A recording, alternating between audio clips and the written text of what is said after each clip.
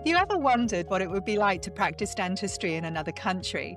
Maybe just for the sake of interest, or perhaps because you're considering a sea change? Then this podcast series is for you. Listen in while we ask key clinicians from our main dental protection jurisdictions about their practice experience and ponder the unique challenges and opportunities experienced by dental practitioners in their part of the world. Hello, my name's Dr. Annalene Weston, dental legal consultant with Dental Protection based in the Brisbane office in Australia. And welcome to What's It Like to Practice in Australia. And today I am absolutely thrilled to be joined by Dr. Stevie Dilley. Hi, Stevie. Hi, Annalene. Thank you so much for having me. Thank you so much for being here. I just wanted to Pleasure. start off by reading your bio, and then we're going to kick into some questions if that's okay. So let's talk about who Stevie is. So Dr. Stevie Dilley has worked across public health, non-profit and private dentistry since graduating in 2015. Where did you graduate from, Stevie? I graduated from James Cook University in Cairns. Fantastic. Yeah, it Fantastic. was fabulous.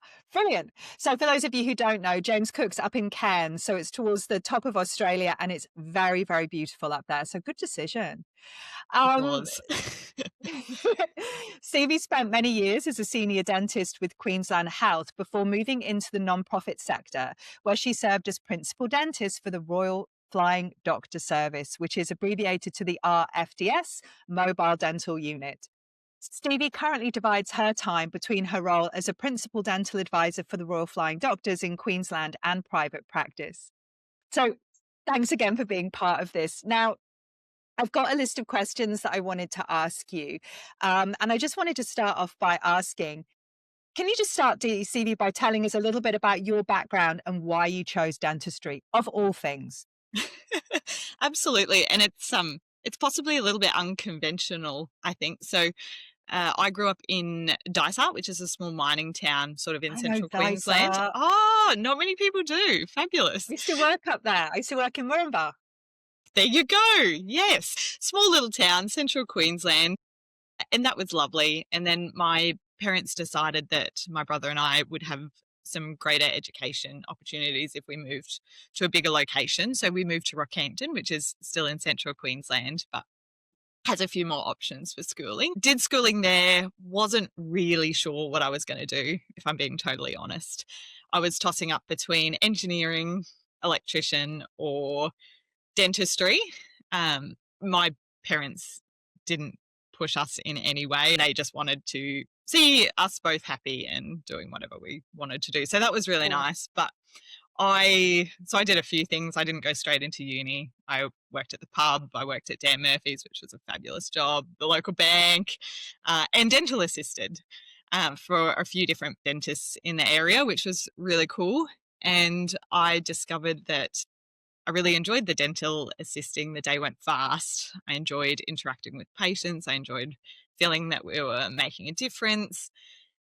And yeah, I was just really lucky that there was a local dentist, Greg Moore at the time. He was an ADA president at one point and just a really good human and a really ethical dentist. And I decided that's what I wanted to do. And he was kind enough to help me with my application and give me a lovely reference for James Cook, because James Cook had a rural focus and I'm not much one for city or metro areas, so that seemed like the logical way to go.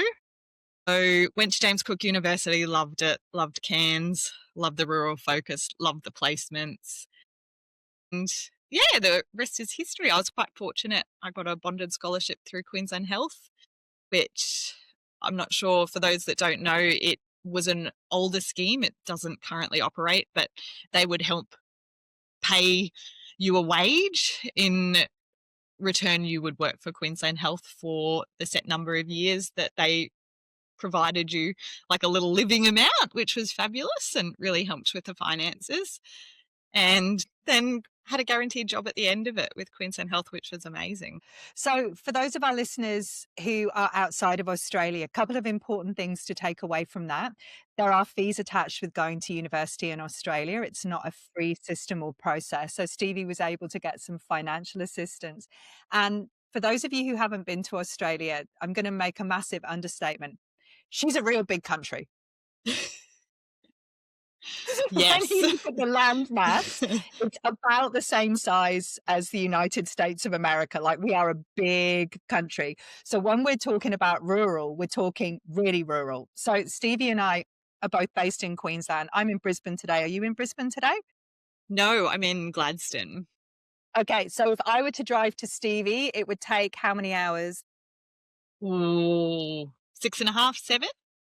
Okay, so just a day Yeah. trip then. We would do that in a day. We wouldn't necessarily come back in a day, but my Yeah, parents-in-law live 4 hours away, and my husband and I will drive there and back in a day and not think anything of it. To drive all the absolutely. way up to Cairns from Brisbane, close to a day? Oh, I think from Rockhampton to Cairns is about 12 to 13 hours non-stop. And so add Been to Brisbane on top of Rockhampton. that would be Yeah, another 7 hours. So yeah, yeah. it's quite a way. I was looking at Queensland, just our state alone is twice the size, 2.5 times the size of Texas. And you can Yeah, I fit think 5 that's right. Japans in it. It's just Yeah, amazing. it's Mm. crazy. So when I first came to Australia, because I graduated from the UK, I'm an international dental graduate. I worked in Victoria and the state of Victoria, and you can fit my country of origin in Victoria 5 times. Wow. Just to give you, so I'm emphasizing this because when we're talking about rural and regional, we kind of really mean it. This is a huge country Yeah. and there's a whole lot of nothing in Australia. And we're going to come on to that as we talk about Stevie's quite unique practice makeup. So, in your current practice, we're doing some flying doctors, we're doing some private. What does that look and feel like during the week or the month? Yeah, so I was working for Royal Flying Doctors full time, and I did that for a couple of years, and that was fabulous. And at the moment now, though, I needed to be at home a little bit more. So I'm doing more of a split, which works out to be roughly about a day a week for the Royal Flying Doctors service, supporting their existing service and doing some work around that sort of space, and then working in private practice here in Gladstone, which is again in sort of central Queensland area, which is lovely. Yeah, that's fantastic. So, next question. I'm really curious to see how you're going to answer this. So, what do you think three distinguishing characteristics of working in Australia would be? Um, I think I think because, like we said, the geography of Australia is so vast, let alone just the states is so vast. I think it makes it really difficult. And I think maybe it's one distinguishing factor is that there isn't a lot of constants, I think, in some ways, because I think every town and every community, just like every patient that you treat, is just so different. For example, in a lot of large towns in Queensland, we still don't have fluoridated water.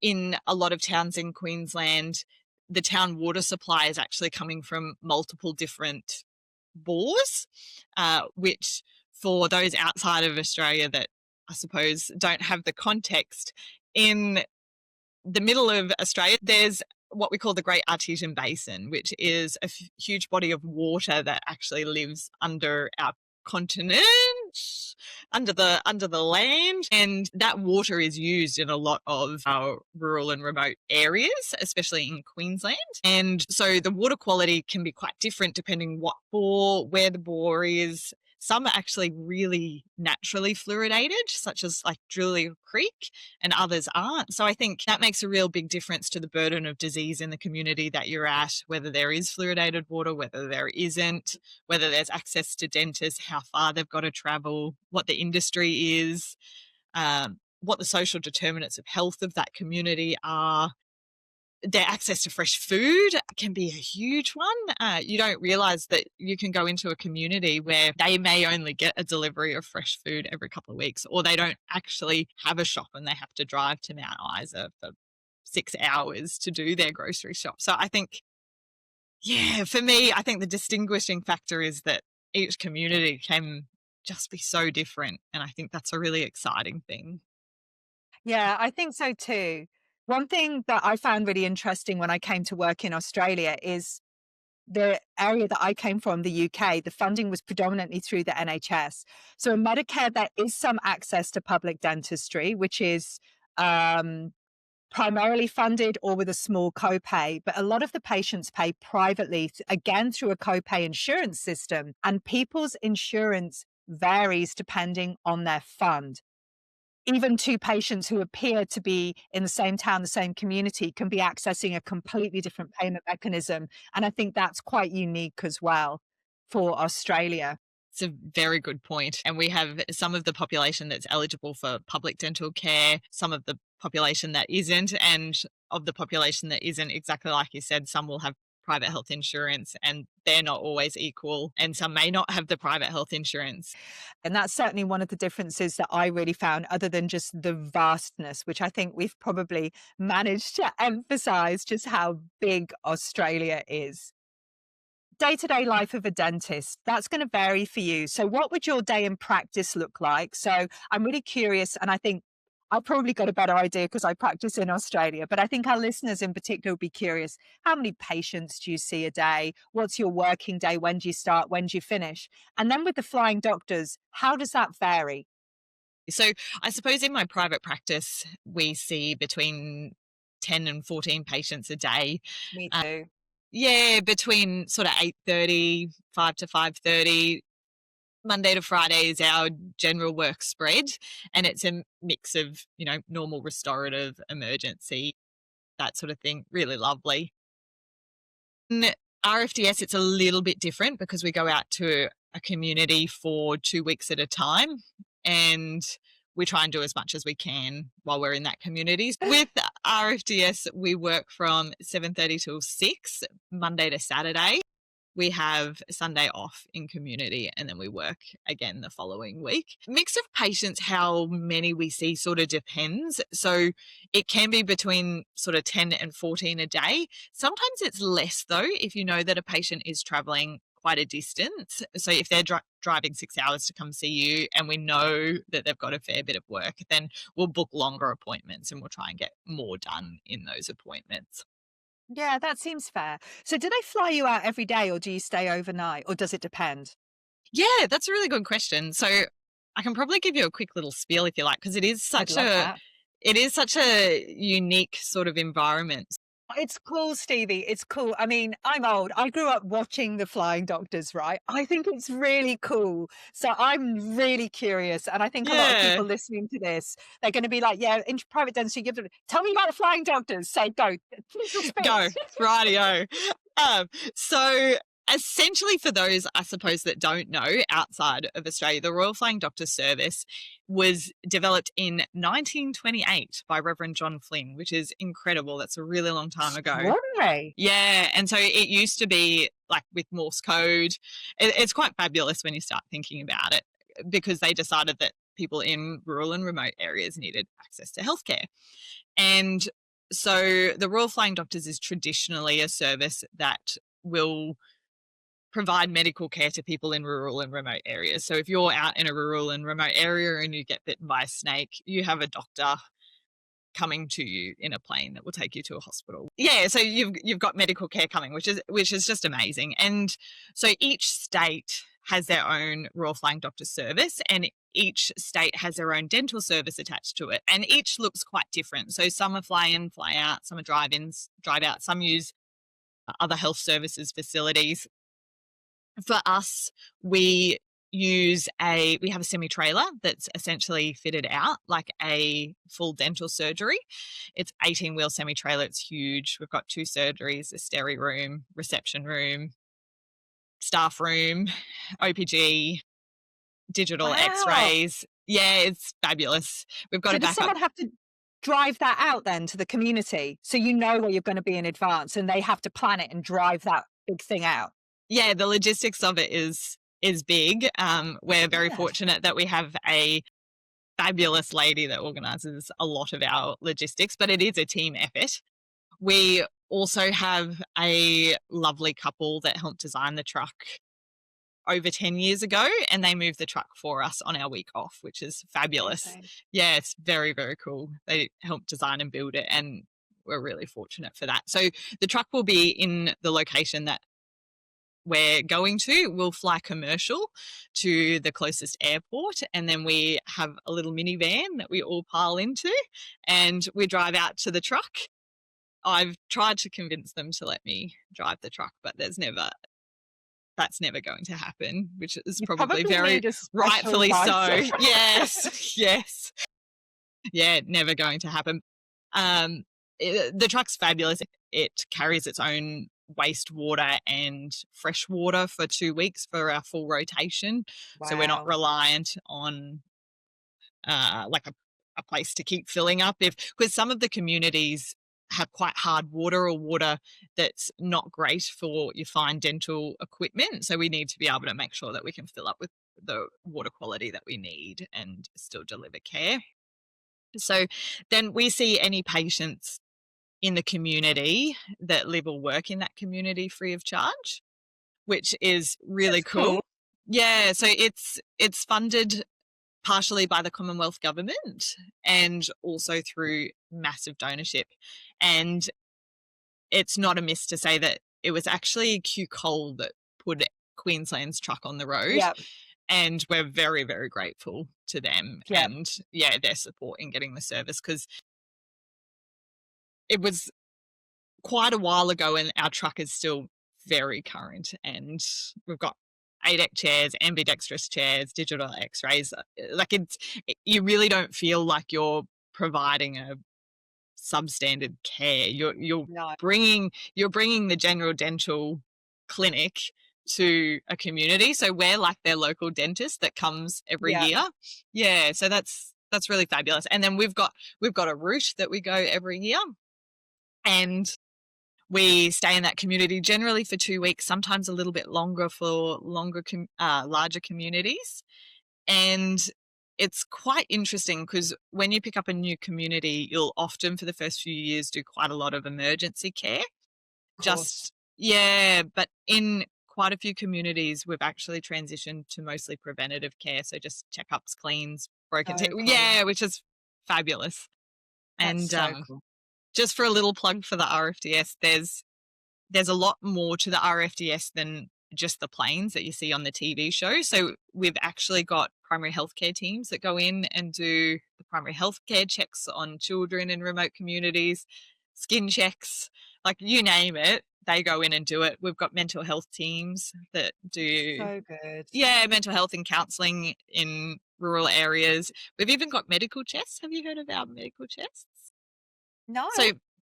So medical chest is a box of medication. So in a really rural and remote area, you don't have access to medications or a pharmacy or anything like that. But each area will have a medical chest in some location, and somebody will be the custodian of that chest. And if something goes wrong, about this actually. I did hear about this. They can call an RFDS doctor who will talk them through and release a medication from that chest for them, whether it's say antibiotics for UTI or something, which is just amazing. Yeah. No, that is really cool. That is really cool. Thank you for explaining that so fulsomely. That's wonderful. So moving away a little bit, just talking more broadly about Australian patients now. How do you think Australian patients generally approach their oral health and their dental care? Do you think that it's like a priority? Do you think? What do you think? What do you think, Stevie? It's a good question. It's a great question. And I think it depends on the patient, again, and the community and the way they've grown up and what their experience of dental has been. We're quite fortunate that in Queensland we have the school dental service, which does provide great care for kids at no cost, which is really good. But I think I would love to say that, oral health care is a priority, but I think you've got to be honest in the fact that for a lot of people, oral health is a discretionary spend, which, it should be health, it should be a priority, that sort of thing. But I think it is expensive for a lot of people. There's a lot of barriers to accessing, whether it's just simply education or access in the first place. But I think there's a bit of an issue there with making it accessible and, yeah, a priority for I patients. absolutely agree. I find because I still practice on Sundays, the Oh, seventh day of wow. the work. Yeah, because I work full time for DPL, so I only practice twice a month now because it's otherwise I would You'd never be burn at out. home. Um, so I find that I treat a lot of my beautiful patients. I've got a very stable patient base. I've been treating many of them for 15 plus years, but they are very motivated. They come. I do very small amount of urgent and emergent care. On a Sunday, I do treat a lot of kids' emergencies, sports injuries, of Oh, course. yes. So that Yep. different type of injury. So I think that the makeup of my practice, because I have a stable patient base and I have patients who know if I'm going to be their dentist, I'm not going to be available every day. So Yep. it's like they're already stable, they're comfortable with that. I do find with some of the patients, what we're seeing, like as a pattern with dental protection, is that sometimes the third party funding mechanism influences what they will and won't have. So by that, I mean that, let's just say, tooth needs a crown. Tooth needs a crown, but my health fund's not going to contribute to that for another 8 months. So I'm going to have to put that treatment off for 8 months because I need that copay. So I think the financial third-party payment mechanisms can be quite influential for some Australian patients because, as you've rightly said, cost is a huge barrier. And there are a number of people, I think, who do see dental treatment as discretionary spend and a luxury spend rather Mm, than an mm. important part of their health, which Yeah, is we're working on it. And we'll come we're to that, working I on it. guess, as we move Yep. on. So what common issues then are you seeing in your practice? So when I worked in Victoria, I worked for school dental service. And Mm, I think almost all the children I saw seemed to have hypermineralization of their sixes. It was like a plague. But where I work in Queensland, I don't tend to see it as much, but I do see a lot of decay in children. How yeah. about you? Yeah. Because I've done quite a lot of work in public sector dentistry, and it is, not to put too much of a downer on the podcast, it is absolutely heartbreaking to see the amount of decay and early childhood caries. And I would easily, when I was working in the public sector, go to a general anesthetic every month and remove every tooth in a child's head. And they were 6, if that. Like, yeah, it really hits you quite hard. And to think that most of Queensland outside of Brisbane is not fluoridated, which is tough for kids, at least if they were drinking out of the bubbler with fluoridated water, that may sort of protect it. And it used to be a state government for us. It used to be a state government initiative, but now it's a local council thing. So sometimes it's been taken out, and Yeah, that's a discussion for another day. But it's heartbreaking, and I think it's on one hand it's great to remove the pain for the child. Like if they've got abscesses, it's difficult to eat. Once the teeth are out, their baby teeth, the pain's gone. But there's other issues, like your crowding's increased, all of that sort of stuff. But I think it's really hard to quantify the social implications of a child, absolutely. yeah, that's in that really formative stage, doesn't have any teeth, is trying to develop their self-confidence, trial things in school. And I think we can't measure that as far as I know. And the flow-on effects for that for a patient's life is, once you start thinking about it, it gets pretty depressing, and Yeah. it's a big issue. And it's Yeah. huge. And I think you touched on this towards the start. We're talking about communities who don't have access to fresh food. So everything's Mm, processed. Therefore, everything has got sugar in it and they don't have access to fluoridated water. Now, there are some amazing things our schools have done. So, for mm, example, children can only drink water at school. They have to have mm. water in their bottle. They can't take soft drink or cordial, or they only drink water. And so there are some things that the Fabulous. schools are doing to try and help, but it's a bigger issue than you and I think, isn't it? It is. Yeah, it really is. And Yeah. it's certainly something that, yeah, you've got to deal with. Is that childhood decay is, yeah, significant and a big burden. Yeah. And then at the other end of the spectrum, our biggest growing profile in Australia at the Mm. moment for complaints is veneers. So not on children, to be clear, but we have a very, very post-COVID, spent too much time looking at themselves at Zoom, some might say, picking the things about themselves they didn't like, very, very invested on getting the smile that they always wanted.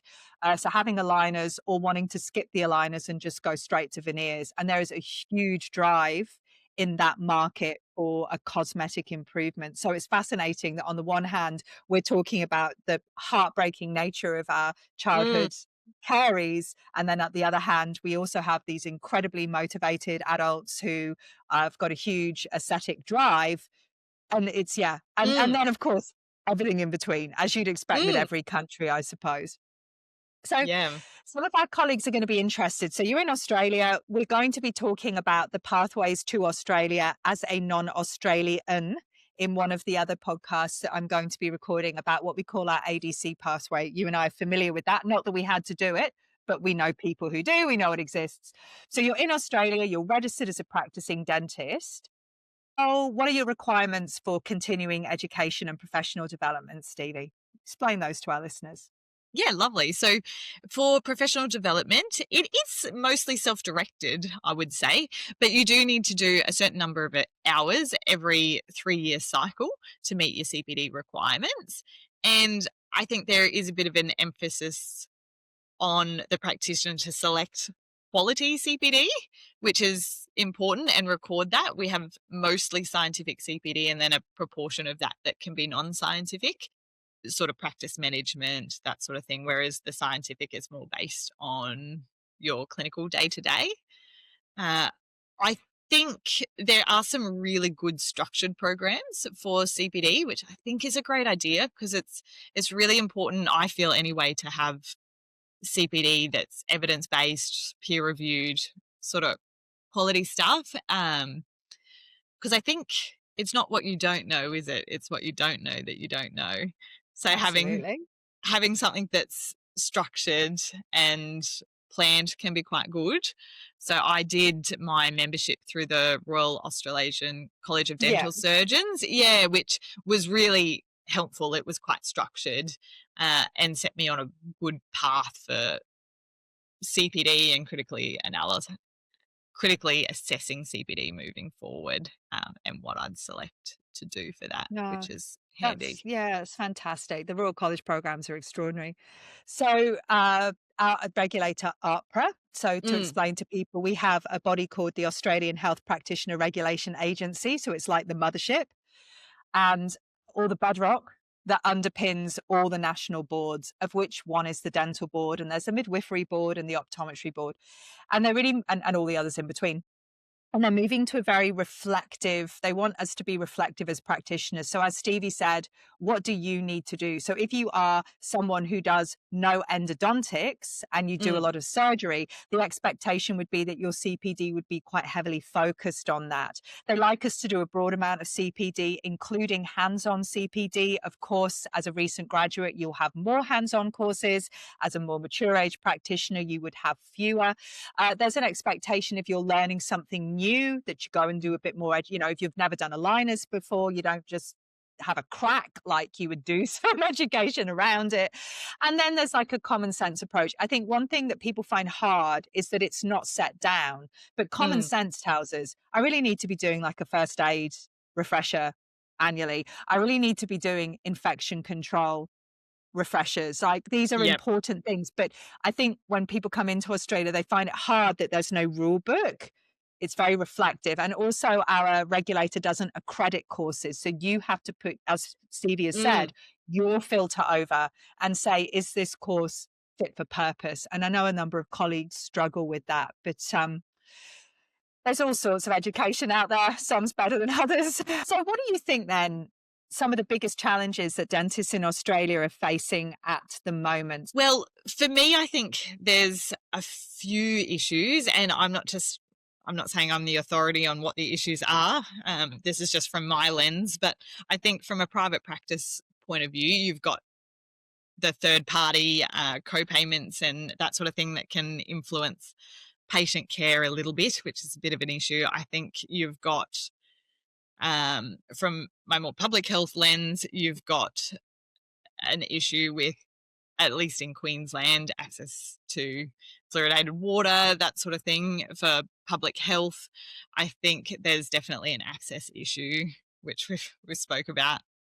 No need to go over that any further. But I think there's a few issues that are affecting dentistry, and there's also the sort of admin side behind it, making sure that you're keeping up with all of your compliance, your infection control compliance, your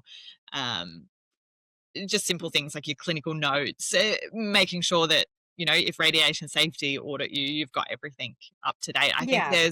there's quite a bit there to just make sure that you're on top of not just your clinical dentistry. No, absolutely. I think one thing that's probably going to come across through these podcasts is the administrative burden on Mm, practitioners is higher than it ever has been before, and it's finding the time to do that. And at the time of recording, of course, we are in a cost of living crisis, and I'm sure that the people that we speak to in the other jurisdictions are going to also be giving the same feedback. And so it's pushing dentistry into that discretionary spend. We mentioned the third party co-payment mechanism. So you have something called extras cover. That's what you pay for your dental, because it's, I mean, even the terminology, right? It's an extra, it's an not an extra. essential. It's Absolutely. an Yeah. add-on, right? And so you don't want to cut your hospital cover in Mm, case you have to go to hospital. So what do you cut? Your extras cover. So what does that impact? The amount of money that your co-payment will give towards dentistry. So I think that's a big issue. And certainly because people can't afford what they could afford 3 or 4 years ago, dentistry discretionary spend, people's books are getting gappy. That's what we're getting mm. reported at private practice. And yet the public system's getting busier and busier and busier and busier. So there's that discrepancy being created there. So things aren't bleak in Australia, but also it's not all sunshine and lollipops. We've got, well, maybe it's too much sunshine and too much lollipops. I don't know, but we've got some issues here as well. So with the flying doctors and with your public experience, one of the reasons that I wanted to really speak to you is because you do have, I think, a really well-rounded understanding of that rural and regional issues and challenges that we're facing. So how do you think we as a country can, and it's quite big, isn't it? You as the government, Stevie. No, but how do you think we as Australia can continue to improve access to care for these regional areas in particular? I mean, for everyone, but Mm. obviously, as we've already said, the regional people are really the people who are struggling more, I think. Yeah, yeah. And I think we talk about the cost of dentistry and it being a discretionary spend, but then if you put the lens of you're someone in rural and remote Australia, you might have to travel 9 hours to see a dentist or to see a specialist, and that's potentially 2 to 3 days off work. Like, you're not going to drive 9 hours and then have your dental visit. You're going to drive the day before, possibly the day after if you don't feel like driving. That's the cost of driving. Do you have a car? Do you have a car that's reliable enough to do that distance? Do you have the accommodation to stay overnight? And accommodation's not cheap. Or do you have somewhere that you can stay? There's just like the costs just exponentially blow out. And even if you look at the cost of delivering the dental care to the community, if we bring the dental service to the community, there's huge costs associated with that as well, even if it's just maintaining equipment. So if a town's very small that they can't sustain a full-time dentist and you're just coming in and out, often you'll find that regular maintenance is difficult to upkeep, all of that sort of thing. So cost is quite difficult, and maintaining equipment when it's not in use regularly is quite different and difficult. And also you've got things like with the new infection control standards of like a real emphasis on your water quality and your water hardness, and Yeah, some locations have really hard water in Australia. Not all of them, but there's all little logistical things that are quite quite a challenge. Certainly, the mobile option I feel does provide a lot of benefits I in the think so fact, too. yeah, the equipment's regularly in use, it's regularly maintained. We can keep really tight controls on all of our infection control, because we're with the unit and the equipment all of the time. So we can really keep things up to spec with that, which is, I think, really good. It's very expensive though. So Yeah. with RFDS, our current run that we do, and with our current funding, we're at capacity. So we can't take on any more towns in our current setting, because if we do, then we have to drop other towns, which doesn't, if you're only going to a town once every 5 years, you're not really helping to improve their oral health in a No. long-term meaningful measure. So you really need more mobile assets in a way. And Yeah. working a workforce around it, but then going more upstream of that, which is something I'll get too passionate about, so I won't get too into it. But your preventative stuff is just Yeah. massive, like preventative education, all of those upstream measures, I think is, yeah, really huge. It is huge. It is huge. And I Mm, think I'm not sure if this point has come across yet while we've been talking, but one point I want to emphasize is we don't necessarily have a shortage of dentists in Australia or dental practitioners, because obviously we have OHT therapists and yeah. hygienists also as part and prosthetists as part of our teams. But we have heaps in the cities, Mm, and then the farther out you get from metro, the more people there are per head. And as Stevie's rightly said, the further you have to travel to get to a dentist. So that's one of the issues, as well as we've got these gluts of dentists, which is great. And it's often yep. where the population bases are.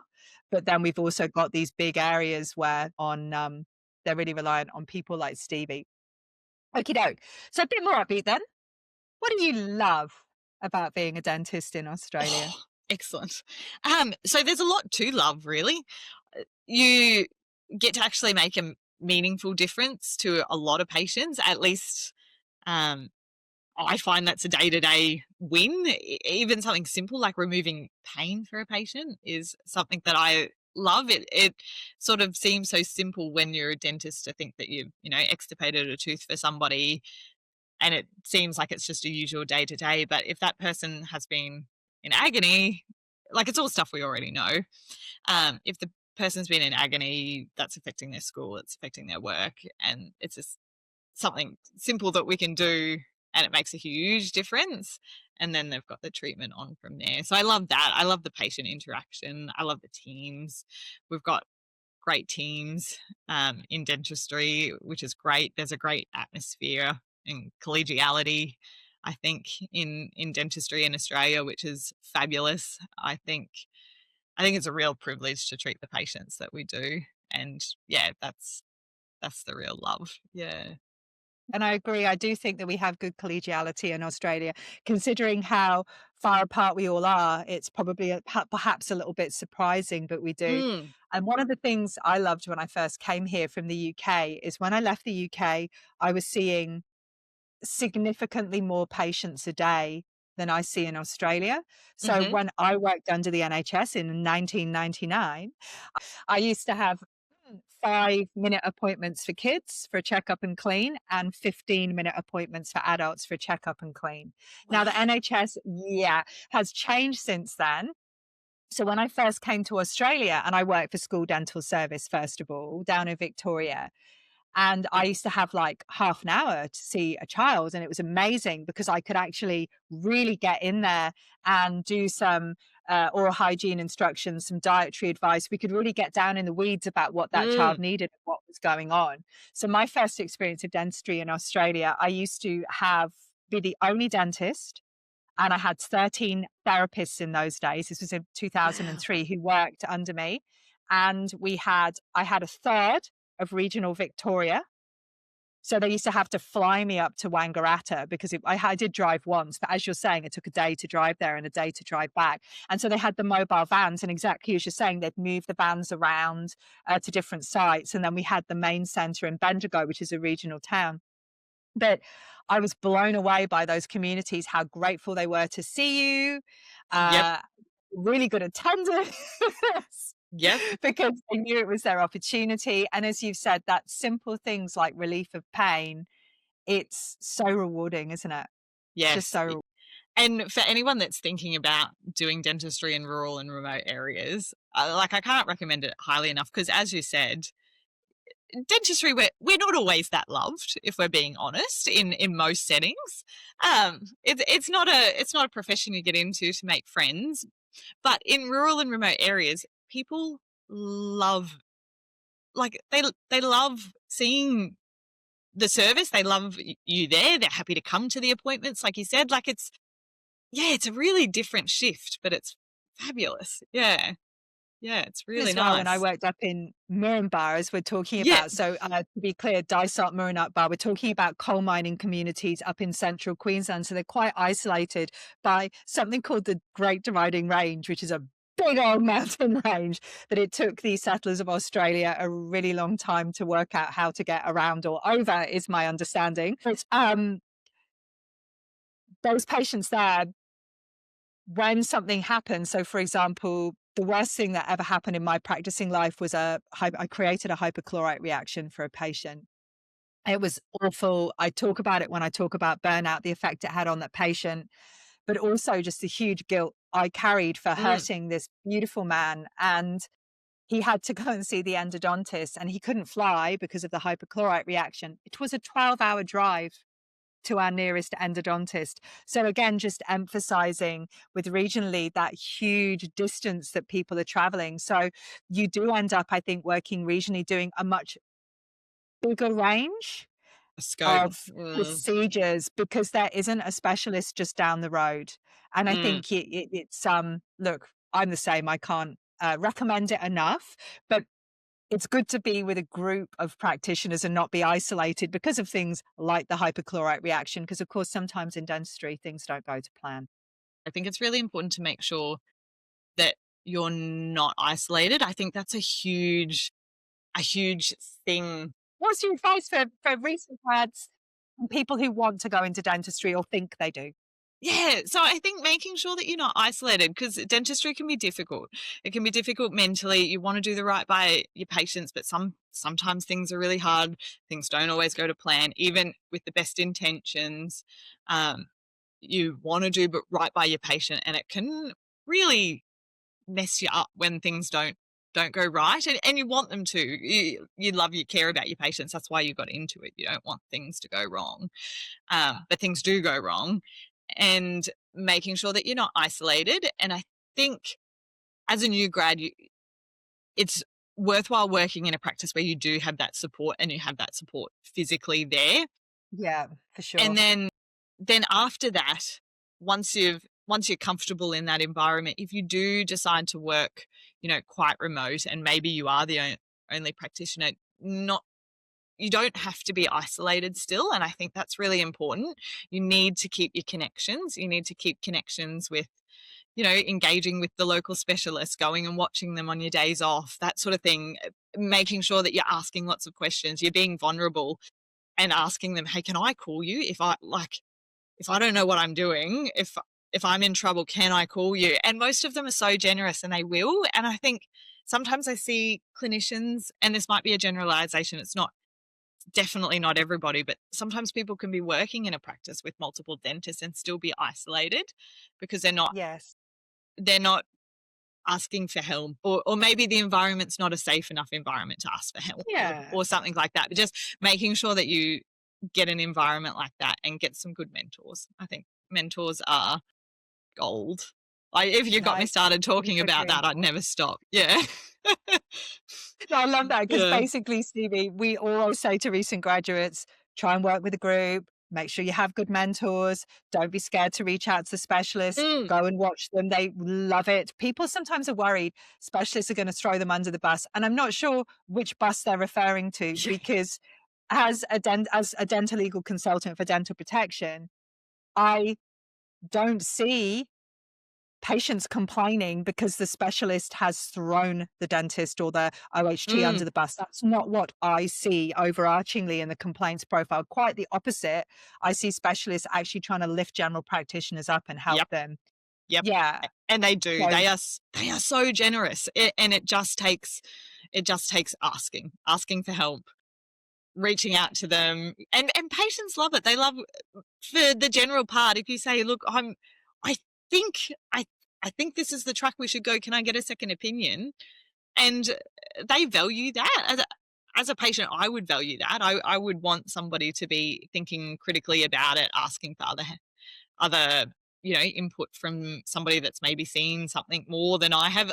Yeah, I think that's a good thing. I think Yeah. it's a good thing too. And Yeah. one last question then, lovely. So some of the people who are listening to this will be thinking, is Australia the country for me? I'm graduated, I'm looking for a sea change. I mean, obviously, I was 3 years postgrad when I came on holiday to Australia, ran out of money, had to get a job. Only really know how to be a dentist, and then had to ring my mum 6 months later and say, "Oh, I'm not coming home." So mine perhaps wasn't a well thought out, considered decision, more as I kind of fell into it. But that's that's okay. So if you're listening, colleagues, overseas trained colleagues who are listening and they're thinking, you know what, maybe Australia is the country for me. What advice would you give to someone who was thinking that? What should they look Oh, at or look look, out the for? water's warm. Jump in. Brilliant. It's fabulous. I haven't done a lot of overseas travel at all, so I can't really comment on. I'm not very worldly by any standard, but I I love it. I think there's so much to offer. There's a great community. The dental community is great. If you're looking for a mentor, there's always one around the corner if you're keen and enthusiastic. And yeah, I've been so fortunate to have amazing mentors. I couldn't name them all because there's too many. And I think as well, there are a lot of locum opportunities in Australia too. So you can try before you buy. Is that how we put it? But you don't have to lock in. You can come and do 3-month locum experiences and try different areas, regional, metropolitan. And interestingly, when we talk about regional towns like the town that Gladstone, which Stevie's in, just out of interest, what's the population of Gladstone? Do you know off the top of your head? Not off the top of my head. I know that we have more than one Woolworths and we have one Well, Coles and we have an Aldi. So I feel like we're fairly big when you've got an Aldi. if you've got multiple supermarkets and an Aldi, is that how that's a great measurement, actually. We'll measure it on the Aldi measure. So it's a big town. When we talk about it being a regional town and not being metropolitan, it's not a village. It is Yes. a big community. So Yes. don't be put off by regional. Stevie, any No. other words of wisdom before we go? It's been so lovely to talk to you. Yeah, I think regional areas are great for your personal life as well. There's no crazy traffics and commutes. So yeah, highly recommend it. Yeah. Oh, 10 Thank out you of very 10, highly much. recommend. Brilliant. Yeah. Thanks, Stevie. Yes, I really appreciate you joining me today. And that was super interesting. And I know that there are some people who've listened to that it's going to make a real difference to the way that they think and the decisions that they make. So thank you so much, lovely. And of course, thank you all for listening. Now, if you like Dental Protection Podcasts and you'd like to hear more, please subscribe and leave a review.